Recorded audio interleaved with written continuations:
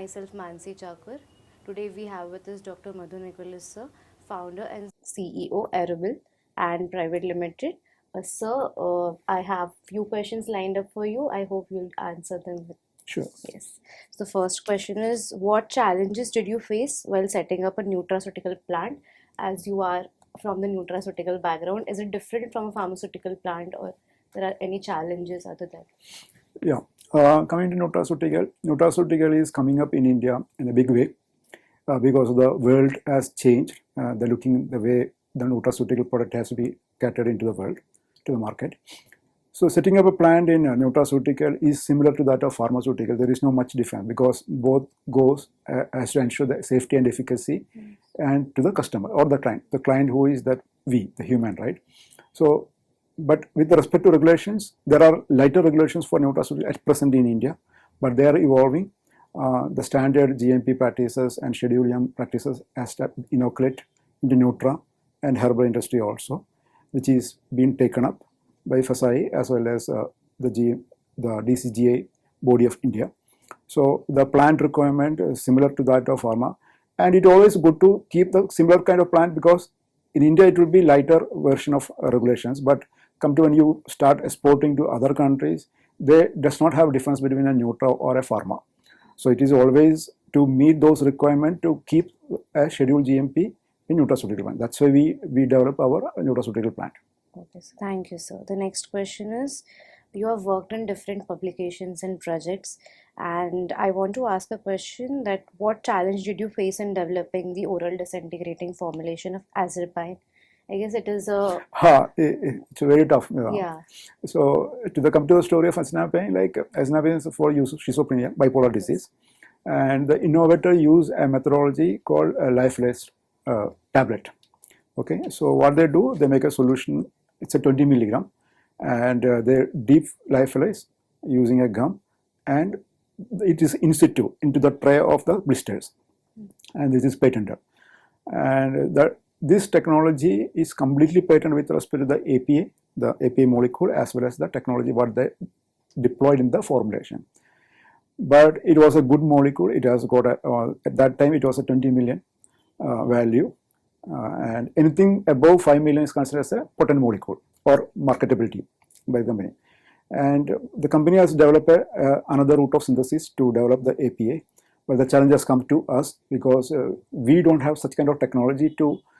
So I wanted to ask you, how about working a challenge while developing disintegrating agent azarpine, and how did you face the challenge? Yeah. So it's not been one of the best molecules which come to my career for developing an innovative way for the formulation. Why? Because the innovators use a lyophilization technology which cannot be mimicked or which cannot be used because 20 years they put a patent on both on the APA part as well as the formulation part. And the molecule has got a market value of 20 million. And more than India, the US and Europe is so much transferred to this molecule. Even though it has got side effect, but it has got more effect compared to the other molecule which is around. Okay, and the challenges come to us. The APA team has developed a novel process. Now that the whole challenges come to formulator, how to develop a methodology what is not following by the innovator. So it's a sublingual tablet. So you understand what is sublingual tablet, right? Yes. It's kept under the tongue. So we start working on what exact knowledge what we have based on that is oral disintegration or mouth filling. But the concern is that the bitter taste, and we have to reduce the dosage because schizophrenia patients are not cooperative. They may be violent, and they will get very few time to, the nurses will get a few time to give the drug and get the action, right? So the aim, the objective is very clear. It has to be small tablet, very small tablet, and should have quick action. And third concern is that how we evaluate, because the moment you keep on the tongue, you go for sleep for 24 hours. Okay, if normal person taken, because it acts on the CNS system, it depresses all the neurons and receptors, and you go to sleep. Even me and my scientist also had a very similar experience. I slept for 2 days. Even my scientist also. So, but even though the challenges are there, we work on the formulation part. We had a lot of gathering with our all team We are in the cross-functional team with APA and both formulation part, and come to a conclusion of to make an oral distributed tablet. In that time, we got an excipient called FMELT. So FMELT have a capability that it disintegrates fast. So that time it was a Japanese ingredient, came from Shuji Chemicals. So their representative came to India and they told that we can utilize and we can do some kind of modification in their excipient level, ingredient level, which can bring you, our motto is that it should be within 10 seconds. Even though regulation allows 30 seconds, but we need to set same as the innovator what they launched.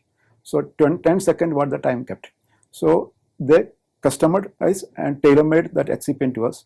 Then we incorporated our formulation and we done a oral dispersible tablet or a sublingual tablet. In that way we achieved.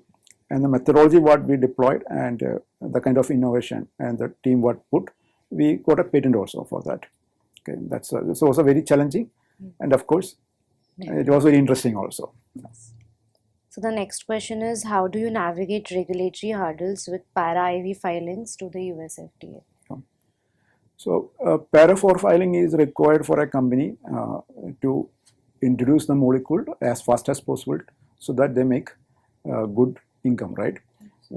So one of the interesting company which I work in, Yamasen, they crack the molecule so fast. Their chemistry is so good.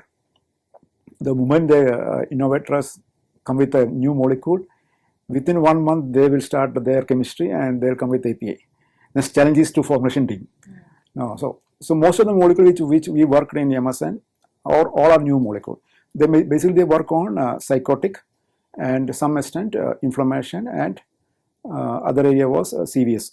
Okay, so almost all the molecule was entirely new molecule which we work, and we have an opportunity that we can go for exclusive, like para 4 exclusive, which we can get an approval immediate, and we enjoy the 180-day exclusivity, which you know, right, as per the Hatchman-Watts Act. So the organization has told us, like, why can't we are able to crack the molecule, so why we are go for a filing, para 4 filing. So we develop a team, and because we don't have much time also. The moment first to go, first serve, it is like that. Who go first, they get benefit of that. So then the court will give a permission to grant to market for 6 months without, other than innovator, you are there as a generic player. So this was then a special team was formed for only for para 4 filing. But para 4 filing, always there will be a IP hurdles, APA variability with respect to polymorphism and the solubility. There are a lot of concerns. It's not so easy. So where we, the team were allowed to do innovation whatever way they can do. So that's why we challenged each molecule and we done on fast track filing of para 4 filing. So the next question is, can you share how the QADP is used in manufacturing engineering? Yeah, QBD, yeah, good question. So QBD approach is like 2012. What happened that in industry that 2005 onwards, generic pharma has started, and all the company has filed lot of ANDAs into US, and they got approval. When they got approval, when it come to manufacturing, what the issue they face is that they're not able to produce commercially. All are failing with respect to process, and that was a big challenge for industry. So what was happened? They develop on a fast track. They're not seeing the parameters. Somehow they hook or crook, they develop, filed, because that was the requirement at that time for the company. So this need to challenge.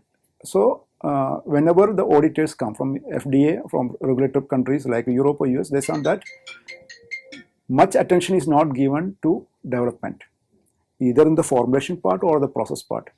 And there is no buyback between process and formula. For the sake of name or sake, that develop formula, they did not even evaluate if the process is feasible or not. Because during the filing, you have to take a small batch, scale up batch, which is not same as commercial batch. The commercial batch always will be 10 size of the small batch. So then FDA start asking, you should come with the complete process development report, which was not there at that time. We make PDR, but it was a concise PDR. But this report should contain how you evaluate, how you do the risk mitigation of formula, how you do risk mitigation of process, how you do, what is your scale-up strategy, how many scale you studied. So this all comes under a quality by design approach.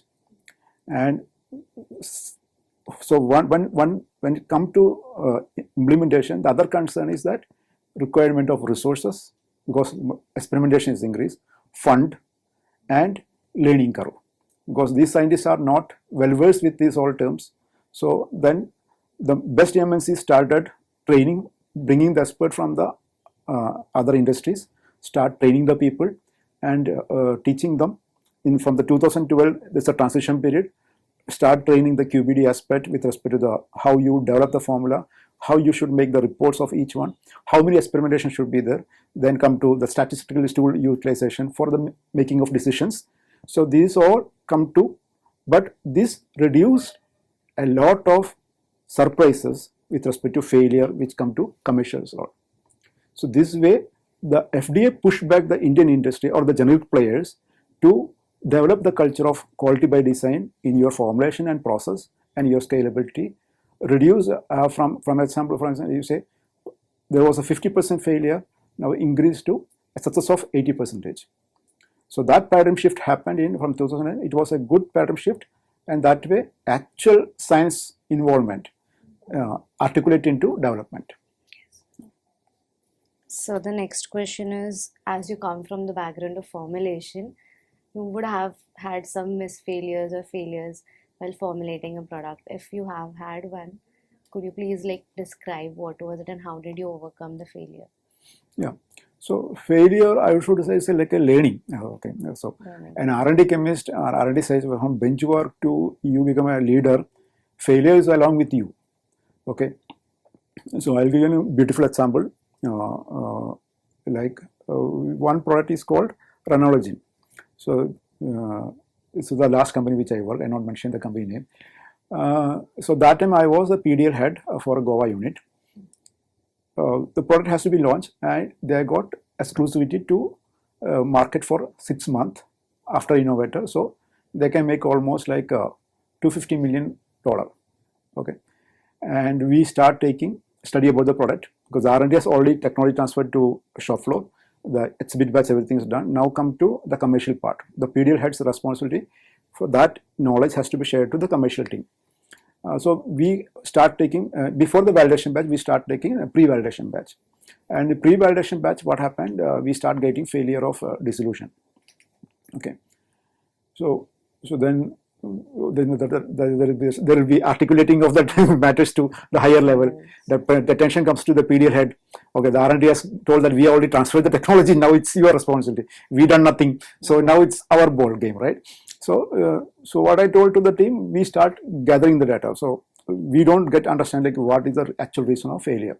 So I asked my team that you start collecting all the data from the development to your pre-validation. Collect all data with respect to your material, raw material, what you use, the technology, what process technology, what all you are validated, how you are followed in the pre-validation, and the dissolution method, and what all other matters can go into, analytical issues, what all the whole data we gather, and we use what all statistical we can use to understand the variability of each process. And from that we taken out one factor. The factor was one of the polymer which is a rate limiting polymer which control the release pattern. During the development time, the specification has fixed that 100 to 200 CPS. Okay, and when it comes to production, the same excipient, the excipient team has changed the specification to 100 to 400, which was not being shared to the system. Okay, they didn't find out that it's a bigger risk. But for us, that is a risk because as the polymer concentration increases, the retardation happened. So then, by understanding the fact, we told them to supply the similar kind of material to us. But that was a concern for them because their principle is not aligned to that fact. Then we come to an agreement with that excipient manufacturer and the distributor. You have to pick and choose those grade material only. So every time they have to pick 100 to 100 CPS material for this batch. That's why we made an agreement to sort out that issue. Later, what the company has done, they made a specification to us, only to us, such viscosity, and that way we reduce the risk, and we able to launch the product in time. and that product was success, and the company was enjoyed the 6-month exclusivity income. So the last question I'll come to. So as you are from the nutraceutical and formulations background, if someone wants to enter with the ongoing market trends, what he or she should be prepared of? Basically, that the regulations of the Nutra is going changing from every month. So it is being tougher. So the knowledge of regulations. Second is like knowledge about the ingredients. Okay, the Nutra consists of not only active nutraceutical ingredient but also herbal. So it's a mix of both together. But herbal industry not so known to pharma people. Even the pharmacognosy is a part of our this one. I don't know how much focus we are given to that area, because the herbal contain multiple bioactives, which is very tough to standardize. Okay, and if you ask the raw material purchase, for example, you buy Central Asiatica, it contains terpenes. It has got almost 20 bioactives. So which one to standardize? Yes. Which group has to be standardized? And which one have the action, what you are going to develop the product, which you never know. So basically, you should have knowledge about the cognitive part, I mean the bioactive part of the herbal industry, and what exactly you required and regulations. If that basic knowledge required when you enter to nutraceutical industry, otherwise you will be fooled around, because no RM vendor going to tell you like when you the moment you use a Central Asiatica, they will give you any kind of a stat which the purpose you going to end result what you want may not get. So it will be fooled around. That's what happening in the industry now. People say ashwagandha, so they'll give ashwagandha. Yes. It's ashwagandha powder or extract. What percentage, which percentage, nobody knows. And they also does not tell. Unless you have knowledge, yes, you can correct it and you can develop. So that's a challenge part. Before you enter into that, you should have knowledge, or any person who know very well, it should be a part of your team. Okay, sir. Yeah.